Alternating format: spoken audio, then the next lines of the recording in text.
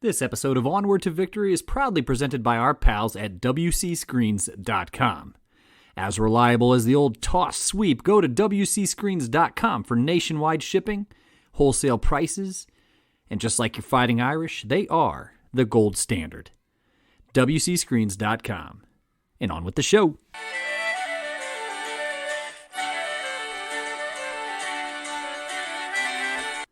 After giving the 1920 Notre Dame football team a thorough review, great American writer and essayist Ring Lardner appraised the team as follows. Notre Dame has one signal: pass the ball to George Gipp and let him use his own judgment. Fair. Historian Francis Wallace called Gipp the most peculiar kind of saint. Gipp biographer Jack Kavanaugh called him a charming rogue. Friend of the show, writer and Gipp historian Will Fuller called him the closest thing college football has ever had to a James Dean. You know, sometimes it can be difficult to separate fact and myth with George Gipp, an incredibly interesting man who possessed such contrasting personality traits. So, to help ground this legendary figure, let's do a deep dive on the game that made Gipp famous, the 1920 game against Army. Buckle up those chin straps, Irish fans. This is Onward to Victory.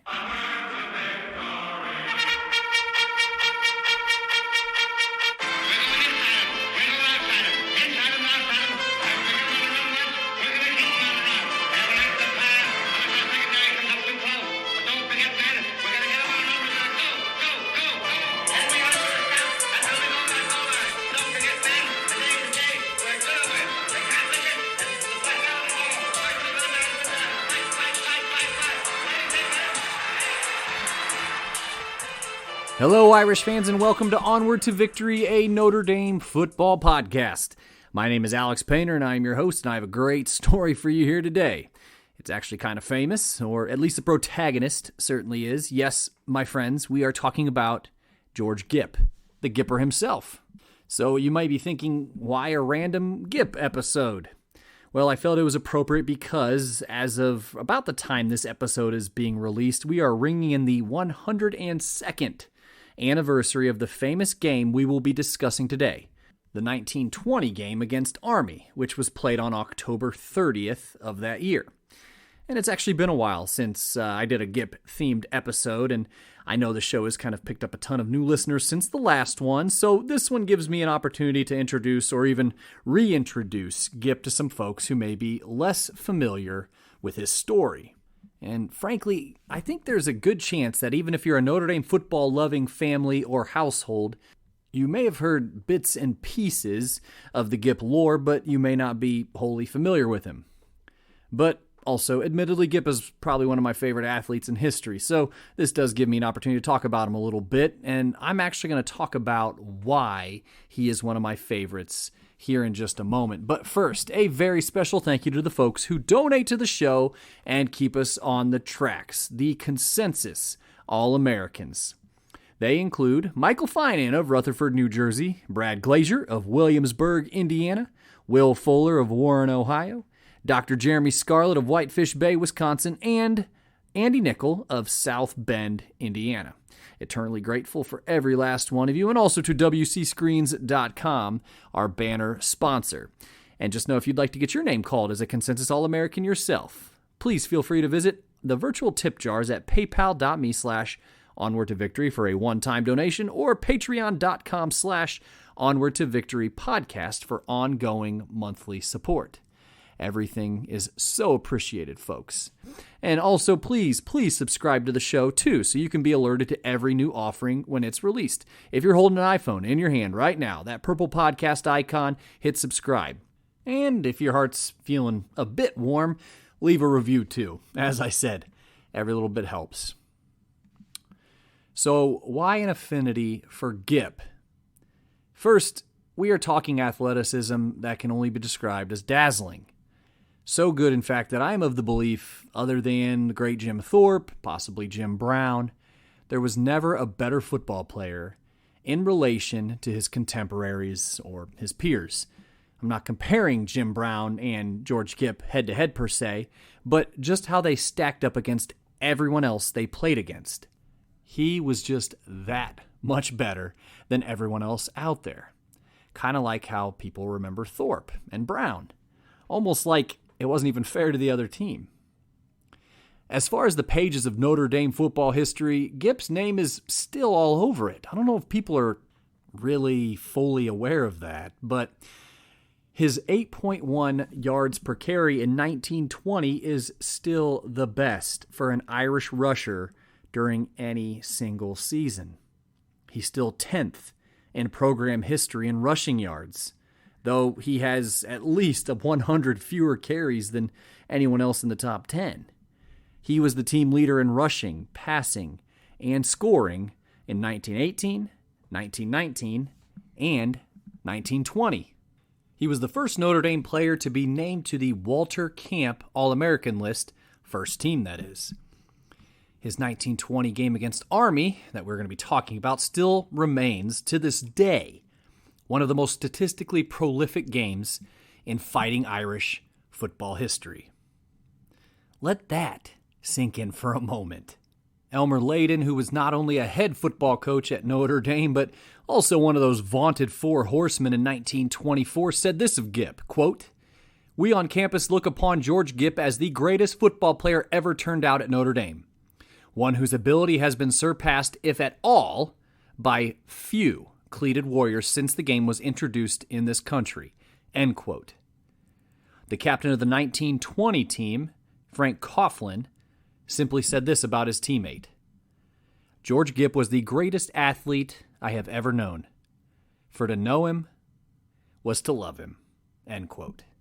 So, without further ado, Onward to Victory presents the greatest game on the gridiron for the Galivanting George Gipp.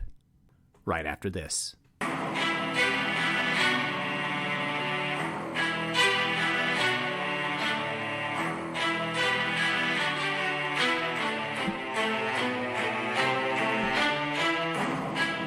All right, well, let's start with a fun one here.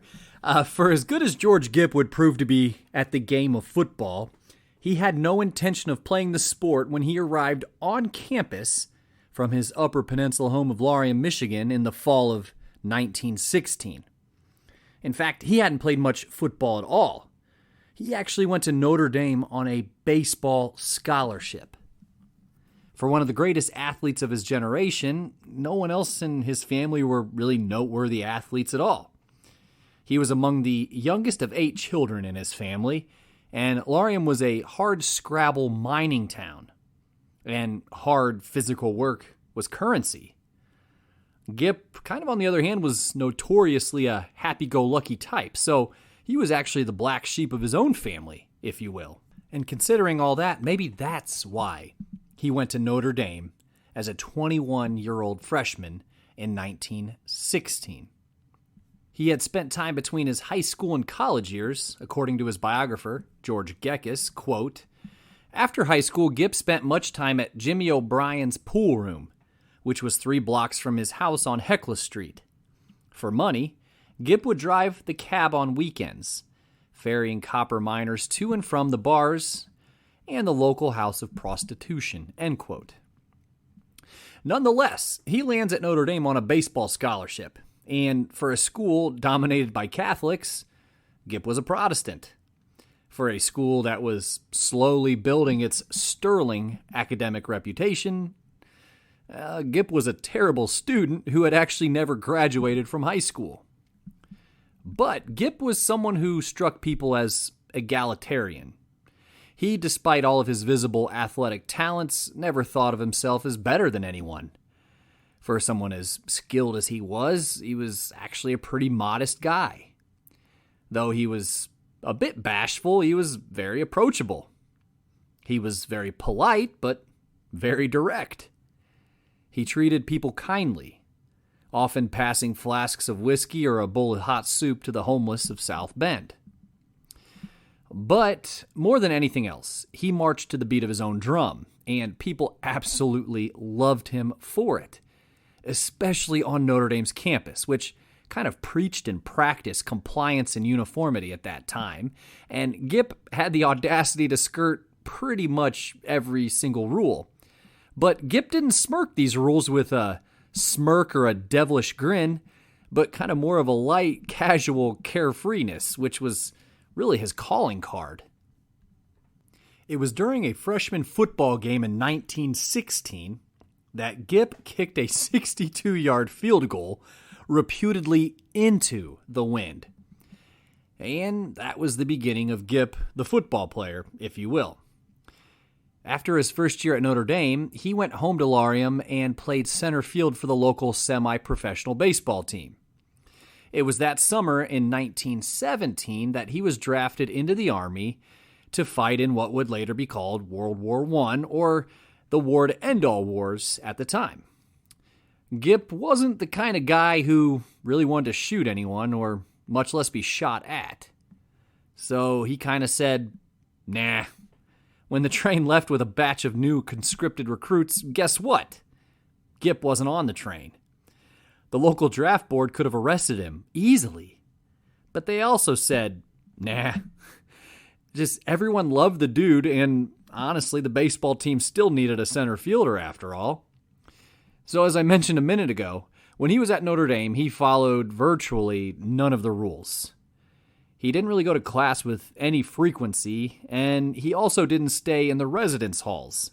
At bare minimum, these were the two standards that Notre Dame students would have to follow.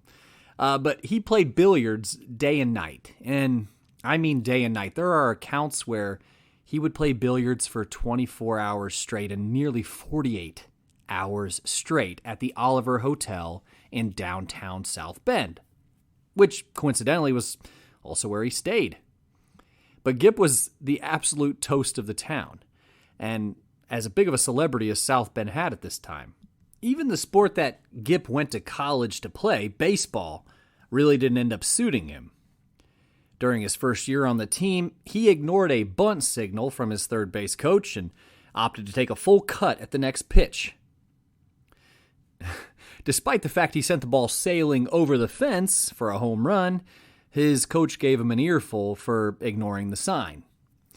And knowing what we know about Gipp, that probably shouldn't be too surprising that, at the time, that was the end of his baseball career at Notre Dame.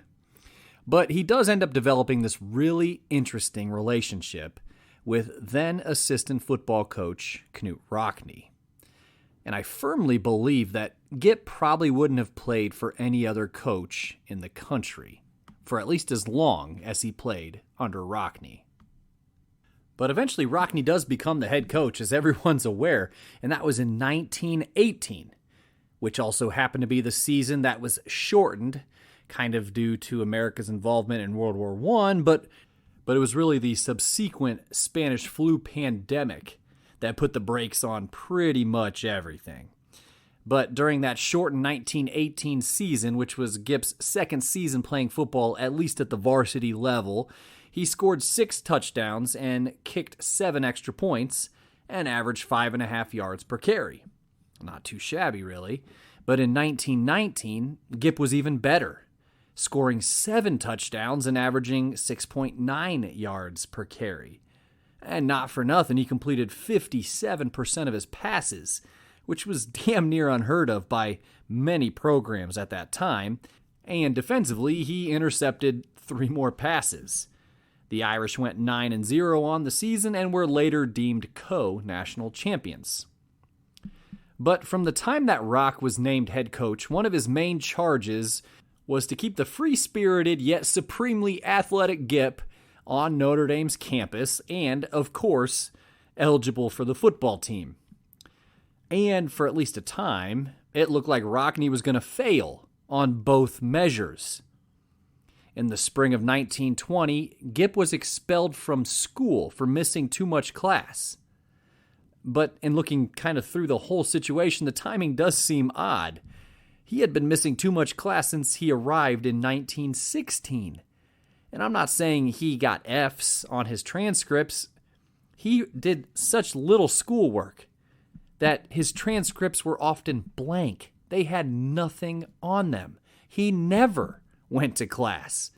He stayed at the Oliver Hotel and shot pool all day and night. A lot of folks said again that he rarely slept and nothing would get in the way of his billiards play. So it's just interesting because Gipp possessed a brilliant mind. His friends and his peers always said Gipp had a brilliant mind. But he was undoubtedly a terrible student. And everyone knew it, even opposing coaches. It actually reminds me of an anecdote I once read about the 1919 Notre Dame-Nebraska game. So after the game, a 14-9 Notre Dame victory that it was Gipp who essentially put it on ice, the Nebraska coach approached Gipp after the game and asked him which courses he was taking at Notre Dame. And Gipp replied, plumbing, which both men obviously knew didn't exist at Notre Dame. So immediately after his expulsion, several schools began attempts to court Gipp away from Notre Dame. And why not? If he's kind of effectively a free agent, wouldn't you want George Gipp playing for your football program? So Rockne kind of gave the classic, nah, not on my watch type of move. When 80 prominent local South Bend businessmen signed a petition to urge the Notre Dame administration to reinstate Gipp, or they'd pull their sponsorship dollars, it has been strongly suspected that this was a power move orchestrated by Rockne himself, though never proven. But however, knowing what we know about Rockne, it would not be at all surprising if he was the one pulling the strings behind this. So, due to the intense external pressure, the school administration actually acquiesced, and Gipp returned to Notre Dame. Which then, I suppose, brings us up to the 1920 campaign, which was Gipp's fifth and final season.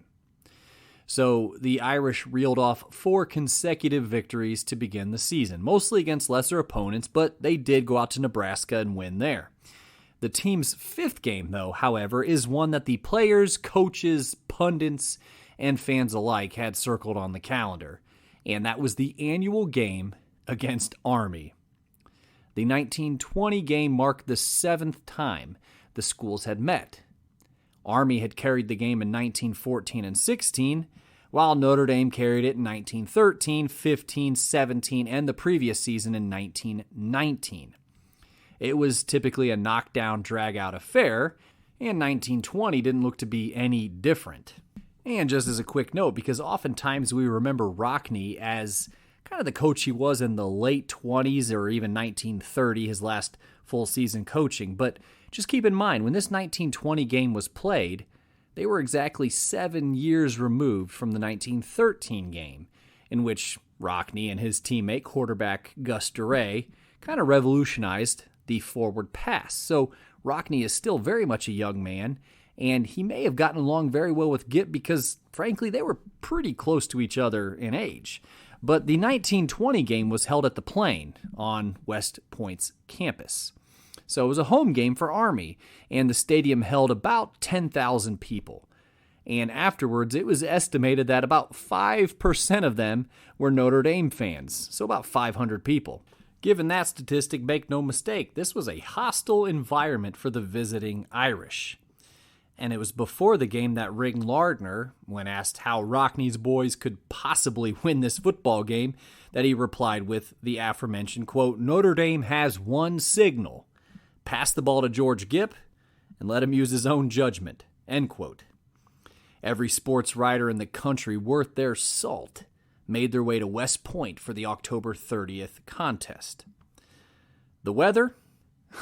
I guess I'm just a really good Midwesterner, specifically Indiana, where I like to talk about the weather. But the New York Herald described the mildness of the day as, quote, fair today, with slow rising temperature, with fresh west winds, end quote.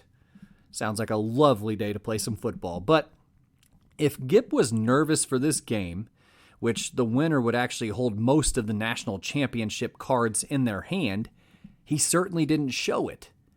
Actually, before the game started, Gipp took a few footballs to midfield. He looked at one set of uprights and calmly drop-kicked 2 footballs straight through them. Again, he's standing at midfield. So after doing that, he turned 180 degrees and kicked the other 2 footballs between the other set of uprights, which the cadets in the stands absolutely went nuts after this exhibition. But this matchup was dubbed a battle between superstars. Of course, you had Gipp for Notre Dame, and there was a gentleman named Walter French for the Army. French was an All-American who had actually played successfully at Rutgers before going to the Army.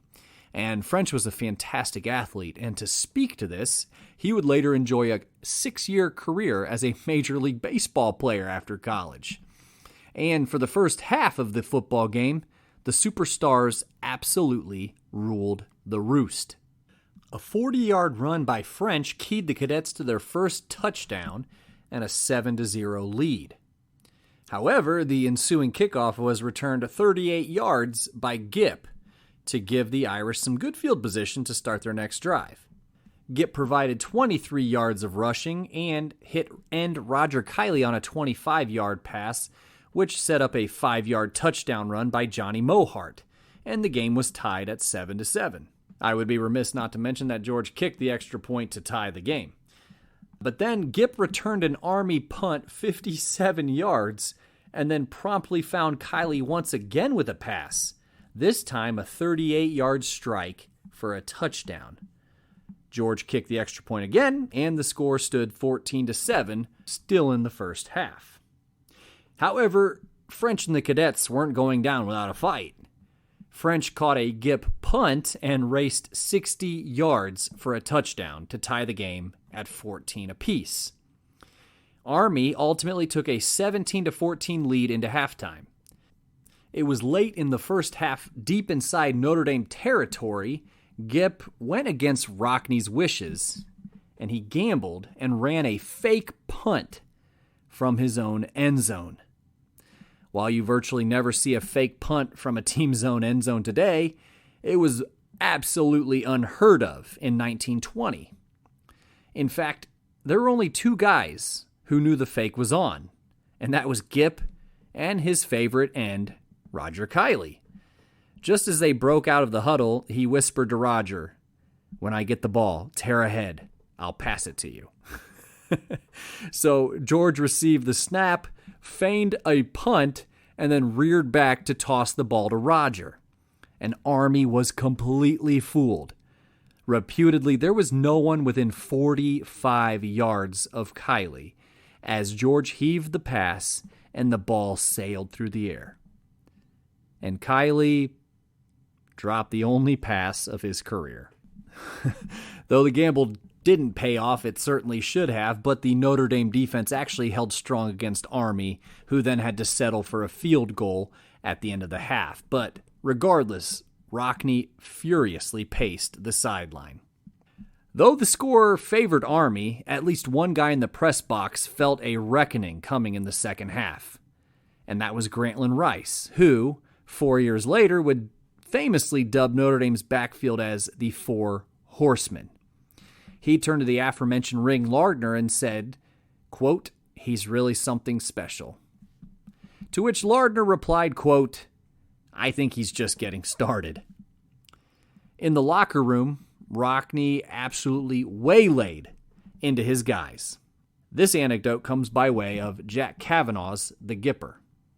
Quote, "In the Notre Dame locker room, Rockney proceeded to give what Hunk Anderson would say many years later was one of his best halftime pep talks. Before a game, a Rockney pep talk often would include such rallying calls as, 'Go get him, hit him and knock him down, then hit him again, then knock him down and make him stay down.' At halftime, though, Rockney tended to be caustically critical of individual players whom he felt had either made crucial mistakes or were not going all out in their blocking and tackling, which to Rockney were far and away the most important aspects of football. As he spoke during halftime of the 1920 Army game, Rockney, still fuming from Gipp's pass from the Notre Dame goal line late in the half, spotted his star halfback in the corner puffing on a cigarette. "And you there, Gipp," he said in a voice dripping with sarcasm, "I guess you don't have any interest in this game." "Look, Rock, I've got $400 bet on this game, and I'm not about to blow it," Gipp replied, evoking laughter from his teammates and even a grin from Rockney. End quote. And the next thing you know, the Irish were ready to play. And spurred by their leader, best player, and the guy who reputedly put $400 of his own money for his team to win, play they did. After a scoreless third quarter, the scoreboard still read 17-14 Army heading into the final stanza. But the dazzling runs of Gipp, cutting through the much larger Army line like a knife to hot butter, had the Irish moving. Or, as the Indianapolis Star wrote the following day, quote, Gipp cut the cadet line to shreds, end quote. He completed all of his passes in the third quarter to cue up a short Irish touchdown run, again by Johnny Mohart, and a 21-17 Notre Dame lead early in the fourth quarter. After holding Army's offense to a punt on the next drive, Gipp fielded that cadet punt and returned it 40 yards to near midfield. And Gipp once again commandeered another touchdown drive and a 27-17 lead. A quick note, it may sound like Gipp played quarterback, but he actually played left halfback. Sometimes he would take the snap and pass, other times he would take the snap and run, and yes, other times the quarterback, who happened to be Joe Brandy, by the way, would take the snap and hand it off to Gipp, or Mohart, or whoever. It was a little less rigid in those days who took the snap and ran the play. And also, the teams on offense would kind of run different looks with different players aligned in different spots to try to confuse the opposing defenses as well. But anyway, with victory certain, Rockne took the bloodied and battered Gipp out of the game with under a minute left. Not for nothing, show hero Chet Grant actually at this time entered the game for Joe Brandy at quarterback. Given the show's body of work, I felt like I should include that. But anyway, statistically, George had gained 150 yards on 20 carries, good for 7.5 yards per attempt. He completed 5 of his 9 passes for another 123 yards. And imagine if Kylie hadn't dropped that fake punt. But he had also returned punts and kickoffs for another 207 yards. Get a load of this.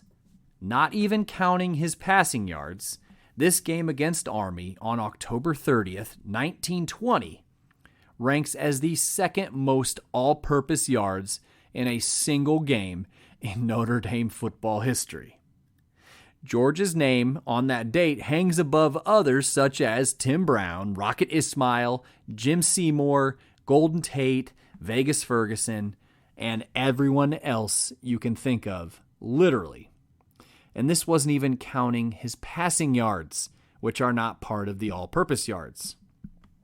So make no mistake, this was one of the most dominant performances in a single game, perhaps the most dominant performance in a single game in Notre Dame football history. You just have to believe it.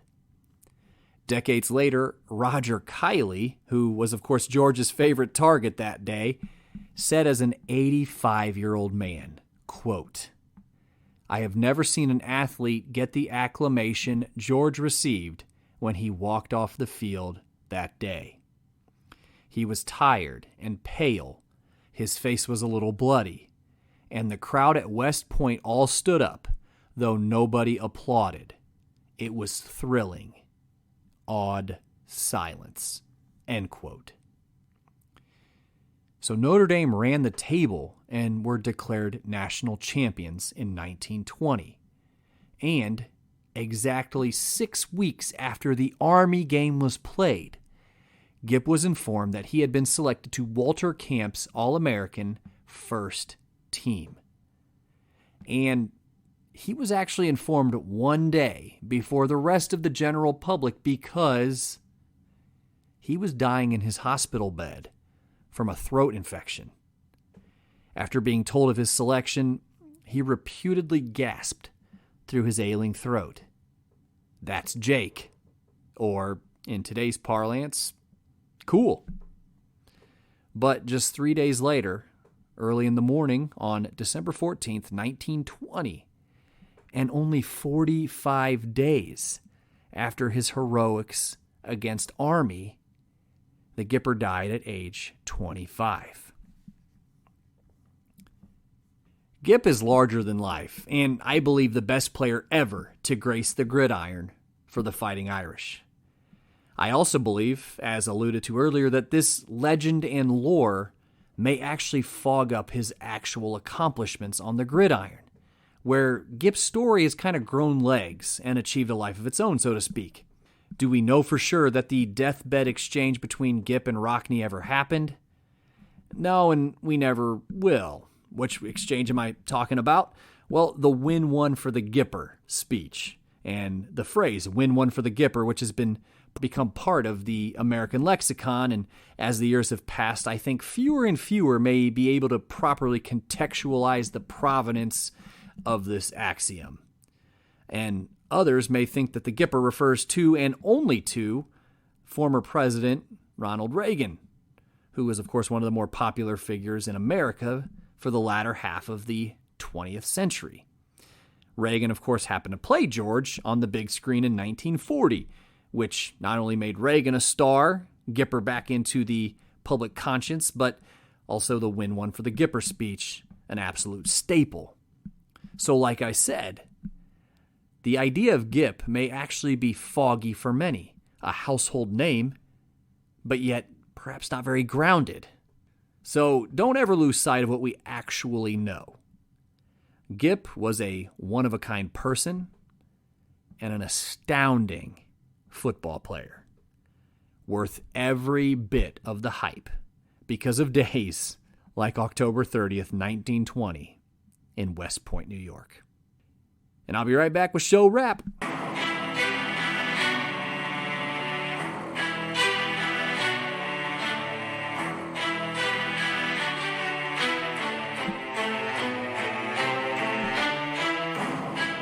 All right, well, I hope you enjoyed this latest offering. Believe it or not, this is episode number 71, and it's been a while since we did a Gipp-themed episode. I think we've done 2 or 3 over the course of show history, but we've kind of given some overviews. I talked to a gentleman by the name of Will Fuller who wrote a book about George Gipp, but that was last August, I think August 2021, so it was high time to do another one, and we had never really focused on a particular game.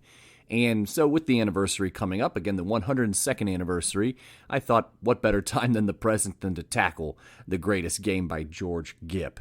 So if you're just curious where you can get more Gipp information, as I said in the kind of the show run-up, that sometimes it can be hard to separate fact and myth as far as kind of the oral history of George Gipp, but there are plenty of good books, or at least books that have some good information about him in them. So what books did I use for this particular episode? Probably the biggest one was The Gipper by Jack Kavanaugh.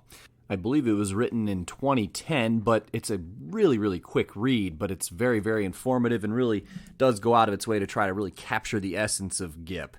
Another book I used was Rockne of Ages by Jeff Harrell. Jeff's a good friend of mine, but his book, Rockne of Ages, though it mostly delves in on Coach Rockne himself and also touches heavily on the mob bomb theory, where Rockne's plane was actually taken down by mobsters, Al Capone and the mob, to be more succinct, but it also has Rockne in his own words, so a couple chapters in the book is directly what Rockne said and wrote about George Gipp. So again, Rockne of Ages by Jeff Harrell, and then of course one of my standbys, which is Murray Sperber's Shake Down the Thunder, which is kind of an overall history of Notre Dame, but it talks about this era of Notre Dame football very well, very elegantly. So I'd always recommend anyone pick that one up just in case they're interested in just early Notre Dame history and early Notre Dame athletics history. I'd suggest you pick it up. But if you're looking for a good historical fiction work about George Gipp, and as I mentioned, he's been on the show before as a guest. He's a supporter of the show. He's a good friend. And that is called The Forever Year, a novel based on the real-life romance of George Gipp and Iris Trappier, and that's by Will Fuller. So check that one out. Even if it's not really your thing, it's a fantastic read. And I think of everything I've ever read about George Gipp and ever studied, Will really goes out of his way to capture, again, just the spirit of Gipp in perhaps the best way I have read, sincerely. So those are just some light reads if you're interested in learning a little bit more about George Gipp, and I also use them in this episode as well. And so with that, I think I'm going to go ahead and wrap it up. I'd like to once again thank the Consensus All-Americans, those who donate to the show monetarily. That's Michael Finan of Rutherford, New Jersey, Brad Glazier of Williamsburg, Indiana, The aforementioned Will Fuller of Warren, Ohio, Dr. Jeremy Scarlett of Whitefish Bay, Wisconsin, and Andy Nickel of South Bend, Indiana. If you're looking to find that intro song, it's called Knut Rockne, which happens to be the theme song of the show. That is by Joseph Rakish. You can find that song, again, Knut Rockne by Joseph Rakish on iTunes, SoundCloud, Spotify, YouTube, wherever you listen to music. Go ahead and give it a spin or two. I wish you all well. This has been Onward to Victory, a Notre Dame football podcast. And in kindness, I am your host, Alex Painter. And as always, go Irish.